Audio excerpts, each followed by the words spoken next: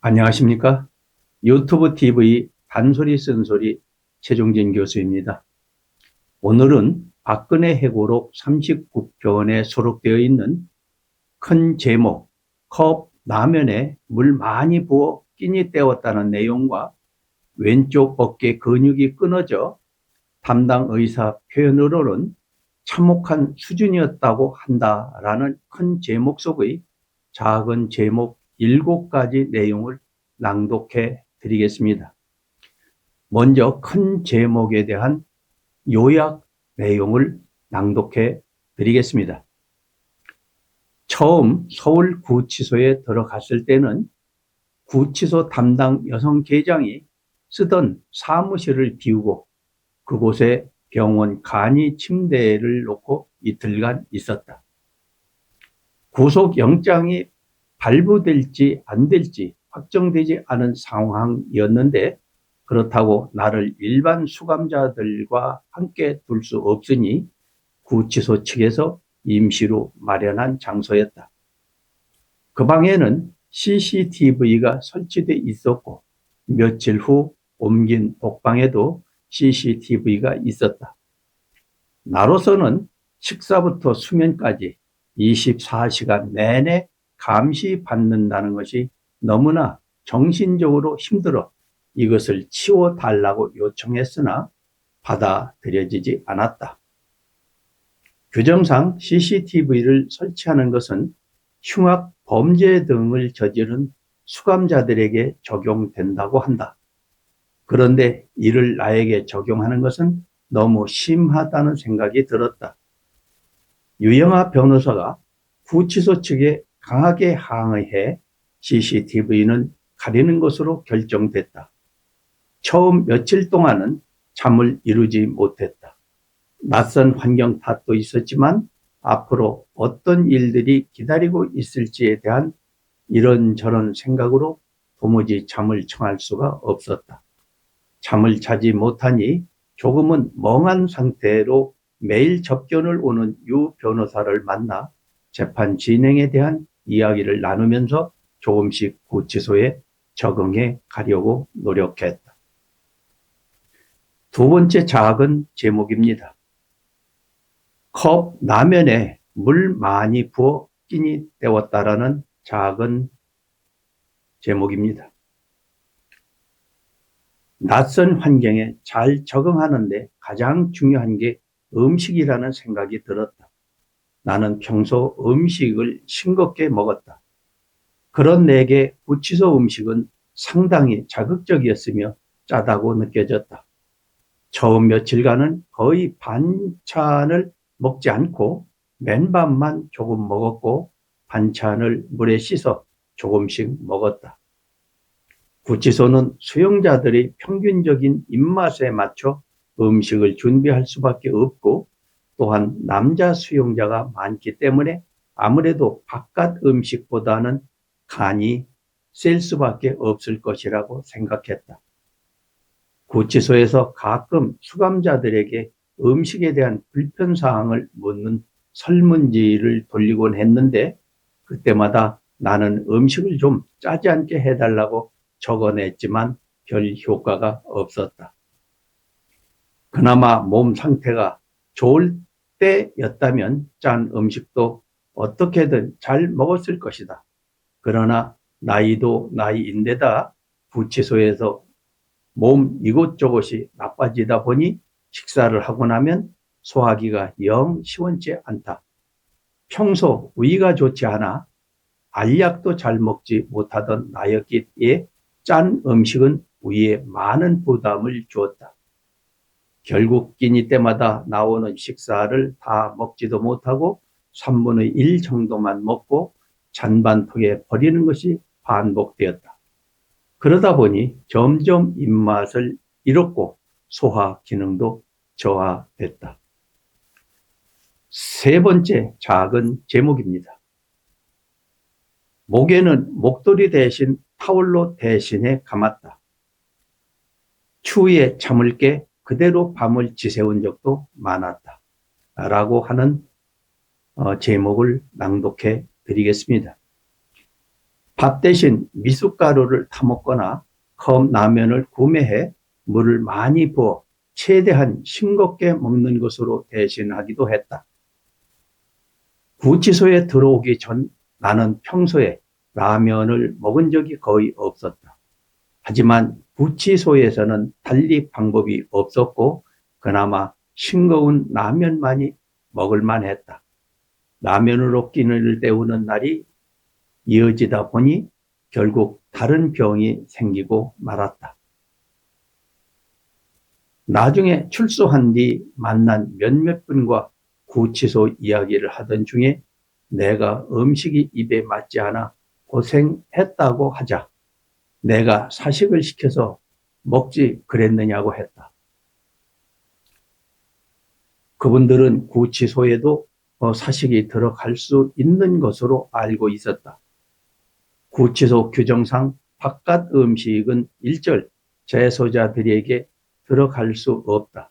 다만 구치소 안에서 수용자들이 제한된 범위 내의 물품을 신청해 먹을 수는 있다. 햄이라든지 멸치 무침, 오징어채, 조미, 김 같은 것들을 사 먹을 수 있었다. 다만 이것도 나에겐 마찬가지로 자극이었다. 식사나 수면 부족으로 건강이 눈에 띄게 나빠지기 시작해 구치소 안에서 판매하는 종합 비타민을 구입해 먹으면서 어떻게든 견디려고 노력했다. 구치소는 여름과 겨울을 지내기가 특히 어렵다. 바깥보다 냉난방 시설이 잘 갖춰져 있지 않기 때문에 많은 분이 내가 여름이나 겨울을 어떻게 날지 걱정하는 편지를 보내주셨다. 나는 다른 사람보다 더위를 많이 타지는 않지만 반대로 추위를 심하게 타는 체질이라서 겨울을 나는 것이 상당히 고통스러웠다.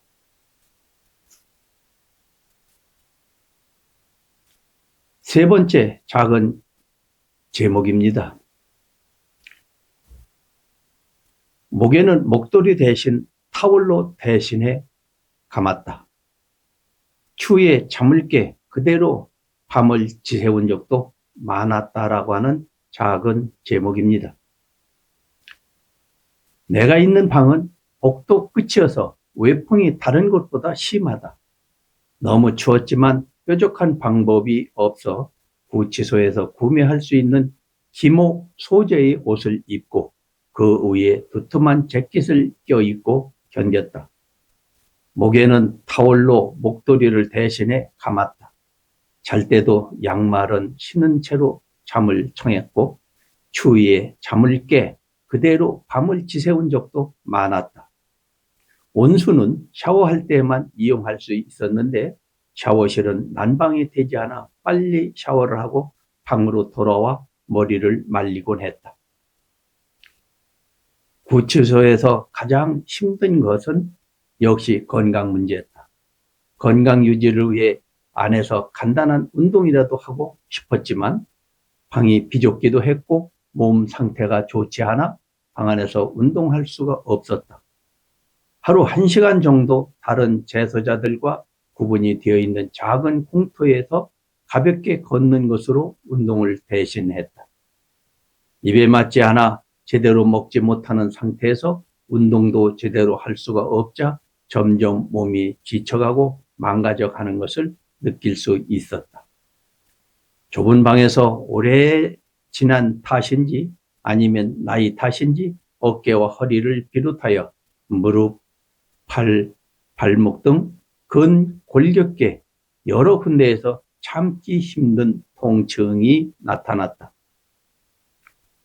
몸이 너무 안 좋으니까 누군가 와서 같이 가자며 내 몸을 잡아당기면 몸이 다 부스러질 것 같은 생각마저 들었다. 살면서 그런 약한 생각이 들었던 것은 처음이었다. 그런데 60세 넘은 내가 아무 탈이 없을 수는 없었다. 구치소에 와서 들은 이야기인데 튼튼한 장정이 와도 1년이 지나면 몸이 망가져서 나간다고 한다.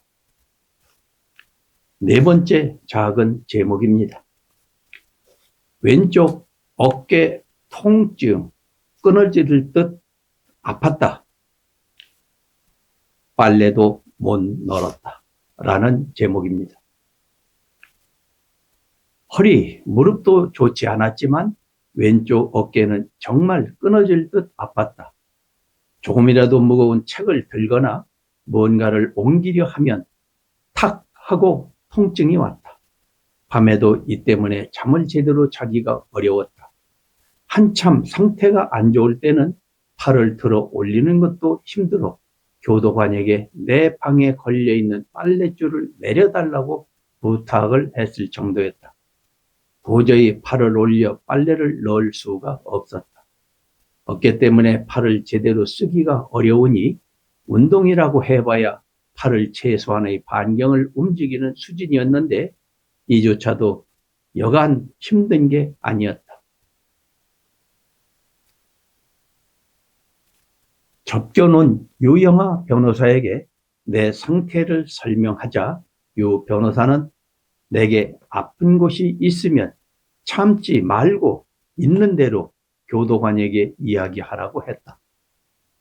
그러다가 정말 큰 병이 되면 서로 불편해지는 곤란한 상태가 올 수 있다고 했다. 나는 처음 구치소로 오는 날부터 나로 인해 교도관들이 힘들어지면 안 된다고 생각해 될 수 있는 한 개인적인 부탁은 하지 않았다. 그래서 아파도 참으면서 견딜 수 있을 때까지 견뎌보자고 생각을 했던 것이다. 유 변호사의 말을 듣고 난 다음부터 내가 아프다는 것을 교도관들에게 이야기한 것 같다. 내가 어깨 통증을 호소하자 2018년 5월 서울구치소 측에서 처음엔 외부병원 진료 의뢰라는 것을 이용해 서울 성모병원으로 가 진료를 받게 해 주었다. MRI 촬영 결과 회전근개, 파열과 관절염 증세가 발견돼 통증 부위에 스테로이드 치료를 받았다. 하지만 통증이 가시지 않고 계속돼 1년 이상 말로 표현할 수 없는 통증이 지속되었다. 정말로 불에 댄 것 같은 통증과 칼로 살을 베는 것 같은 통증이 목과 어깨 부위에 나타났고 다리 부분은 저려서 밤에 잠을 이룰 수가 없었다. 해가 바뀌어 2019년이 되자 통증은 점점 심해졌고 결국 다시 외부 진료를 나가 통증 부위에 대한 정밀 검사를 받았다. 그 결과 어깨뿐만 아니라 고관절, 무릎, 발목 등 여러 부위에 병변이 발견됐고 그 부위에 다시 스테로이드 주사를 맞았다. 특히 좌측 어깨 부분에는 2018년 11월, 2019년 5월 두 차례에 걸쳐 관절경 내 스테로이드 주사를 맞았지만 왼쪽 팔은 점점 더 경직되고 들어 올리기조차 힘들었고 결국 나는 의료진의 권고를 받아들여 어깨 수술을 하기로 결정하고 이를 구치소 측에 알렸다. 그래서 유 변호사가 구치소 의료과장, 서울 성모병원 의료진과 상의해 수술 날짜를 잡았다. 수술을 받기 위해선 집행정지가 필요하다고 해 2019년 9월 초 검찰에 집행정지를 신청했다. 그 전에도 집행정지를 신청했지만 불호된 적이 있어 조금은 걱정됐지만 수술하기 위해 신청하는데 불호될 것이라고는 생각하지 않았다. 다섯 번째 작은 제목입니다. 왼쪽 어깨 근육 거의 다 끊어져 담당 의사의 표현은 참혹한 수준이었다고 한다. 라는 제목을 낭독해 드리겠습니다. 검사가 구치소로와 구치소 의무 과장이 입회한 자리에서 여러 가지 질문을 했다. 검사가 검진에 대한 보고서를 작성해 제출하면 형집행정지 심의위원회에서 이 보고서를 토대로 집행정지 여부를 결정한다. 유 변호사는 검사가 의사 자격이 있는 분이고 매우 진지하게 문진하는 것으로 보아 좋은 결과가 있을 것이라고 나를 위로했다. 하지만 결과는 불허였다. 수술이 필요해 신청한 것인데 이것마저 불허되자 순간적으로 가슴 속에 한스러운 감정이 솟구쳤다. 당시에 뼈저리게 체험한 것인데 심한 통증이 계속되면 사람의 머릿속으로 오로지 통증에 대한 생각으로 가득 차게 된다. 불에 댄 것 같은 통증과 칼로 살을 베는 듯한 통증, 전인 증상으로 정상적인 수면을 하지 못해 하루하루가 너무 힘들었다. 게다가 언제 구치소를 나갈지 아무런 기약도 없는데 끝이 안 보이는 고통을 무조건 참고 견디려니 형용할 수 없이 비참한 기분이 들곤 했다.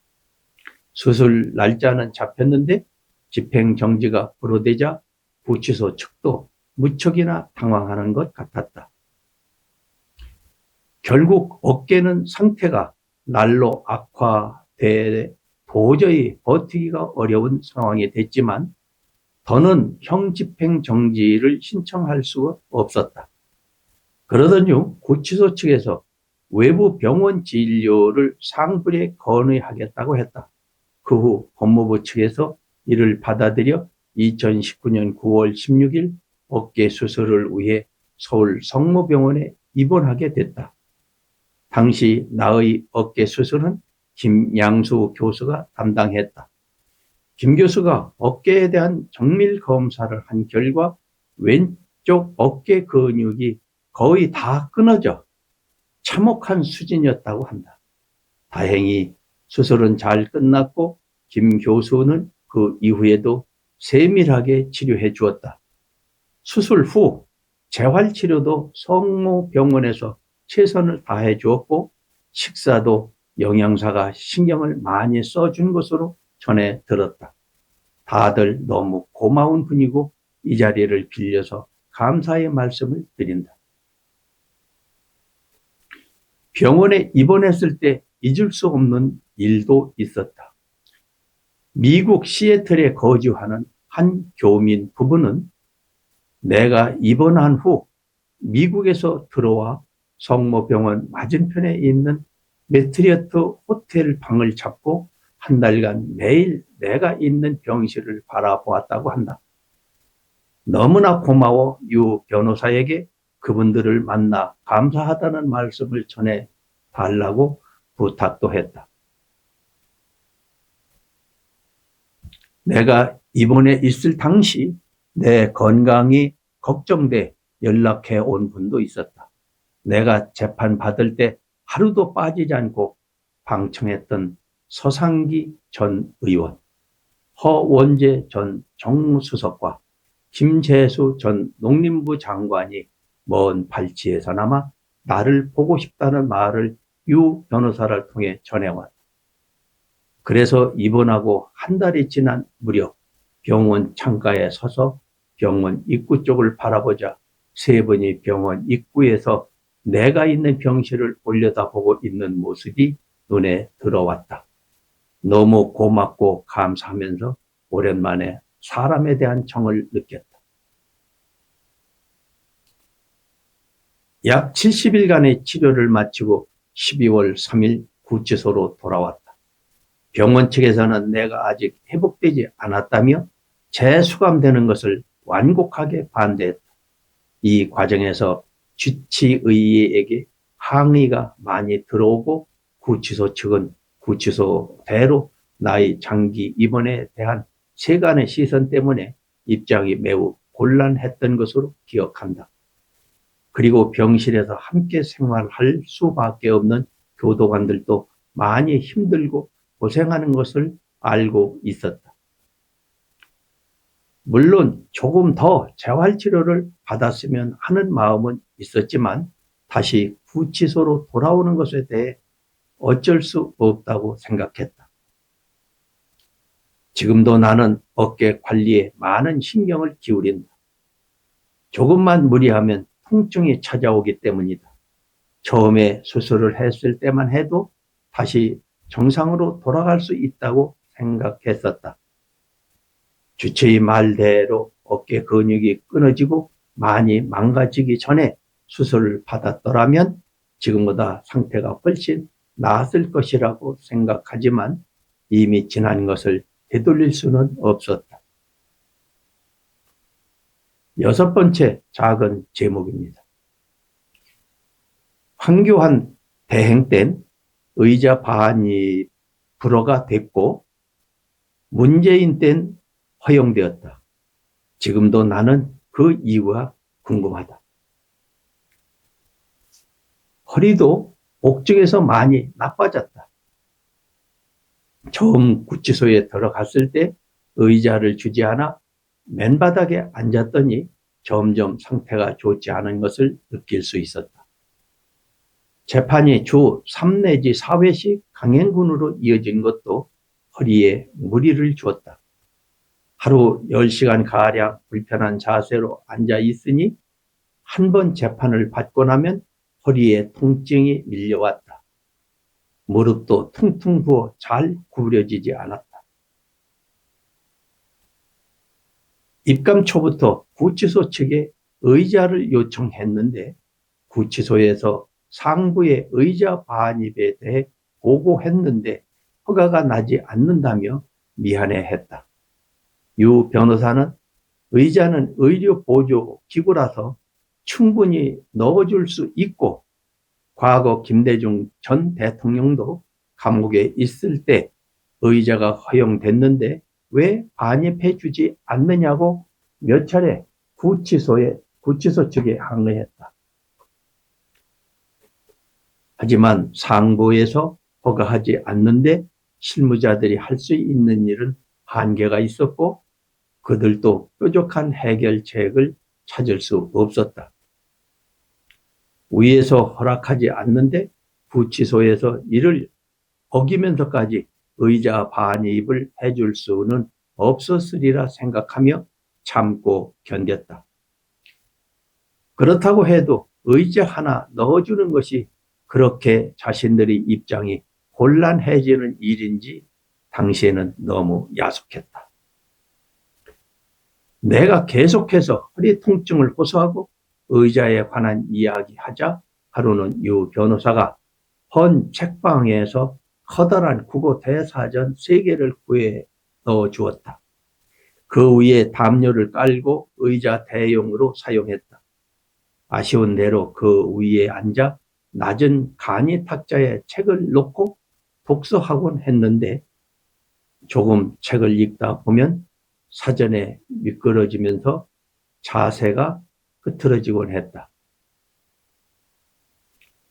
문재인 정부로 정권이 바뀌고 난 뒤 2017년 7월 하순께 상부에서 허락했다고 하면서 구치소 측에서 의자를 들여 보내줬다. 그리고 의자에 맞춰 구치소 측에서 책상도 새로 만들어 반입해 주었다. 예전보다는 한결 편하게 책을 볼 수 있어서 허리와 무릎 상태가 전보다 나아졌다. 문재인 정부에서는 의자 반입을 허락했는데 황교안 총리가 권한대항으로 있던 정부에서는 구치소 측에서 의자 반입을 하게 해달라고 수회에 걸쳐 보고했음에도 끝내 이를 외면하고 허락하지 않았는지 지금도 나는 그 이유가 궁금하다. 지금도 허리가 여전히 좋지 않다. 하지만 이 부위를 수술하는 것은 위험하다고 해 달성으로 이사 온 후 운동으로 근육을 단련하는 노력을 하고 있다. 그 덕분인지 현재는 2시간 정도 의자에 앉아 책을 보거나 사람들과 대화를 해도 그리 큰 통증을 느끼지는 않는다. 7번째 작은 제목입니다.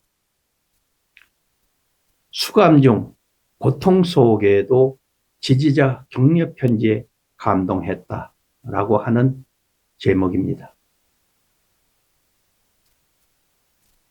수감 4년 차였던 2020년은 코로나19 바이러스로 전 세계가 난리 났을 때다. 나도 아스트라제네카 백신을 2번 맞았다.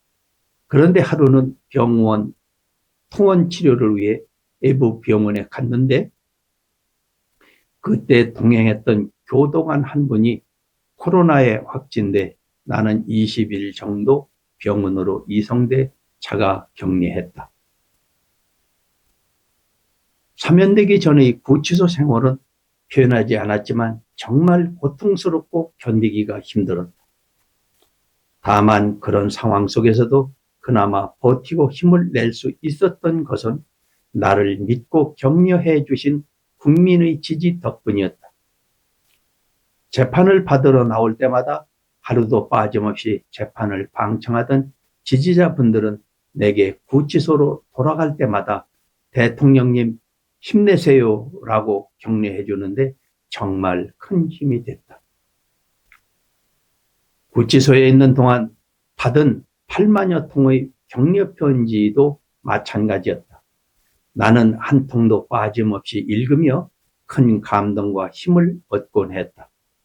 그중 기억에 남는 것은 어떤 중증 장애인 편지였는데 자신도 이렇게 포기하지 않고 살아가니 대통령께서도 힘을 내주셨으면 좋겠다는 내용이었다. 읽는 동안 가슴이 뭉클해졌다. 이런 분들이 계시는데 내가 스스로 포기할 수는 없다고 생각하며 마음을 다잡곤 했다. 그 외에도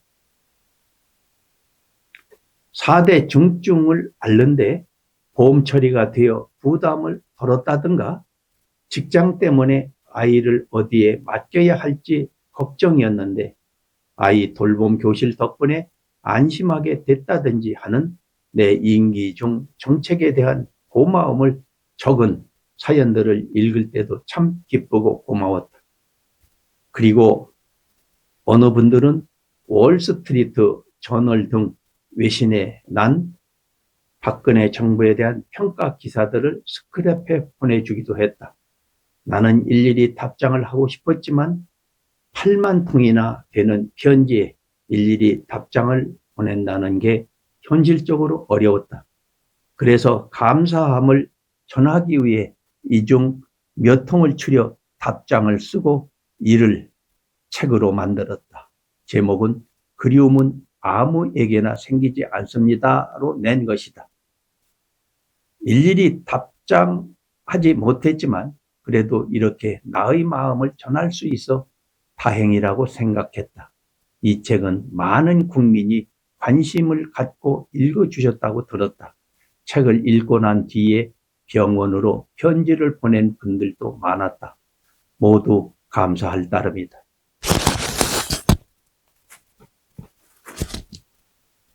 바로 이 책이 그리움은 아무에게나 생기지 않습니다 라고 하는 박근혜 전 대통령님의 저서입니다.